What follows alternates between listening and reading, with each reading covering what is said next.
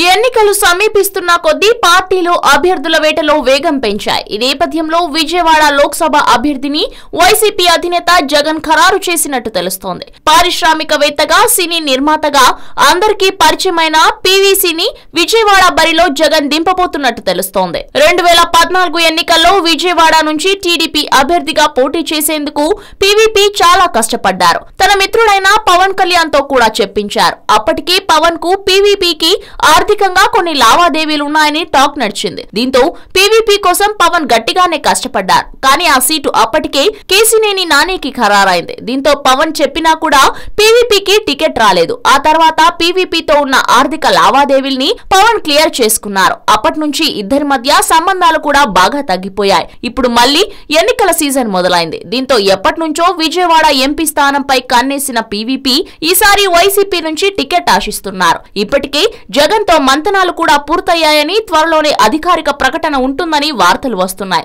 ఫిబ్రవరి 14న గుంటూరు జిల్లా తాడేపల్లిలో జగన్ కొత్త ఇల్లు గృహప్రవేశం ఉంది. దీంతో అదే రోజు పీవీపీ కూడా పార్టీ కండువా కప్పుకుంటారని సమాచారం. ఆ తర్వాత ఆయన్ని విజయవాడ వైసీపీ అభ్యర్థిగా అధికారికంగా ప్రకటించడం ఖాయమన్న వార్తలు వినిపిస్తున్నాయి. మొత్తం మీద విజయవాడ నుంచి ఎంపీ అభ్యర్థిగా గెలుపొందాలనే దిశగా పీవీపీ తొలి అడుగు పడిందని చెప్పవచ్చు. హలో, మిమ్మల్నే యోయో టీవీ యాప్ డౌన్లోడ్ చేసుకున్నారా? ఇంకా లేదా? మీ యాప్ స్టోర్ కి వెళ్ళి వెంటనే డౌన్లోడ్ చేసుకోండి.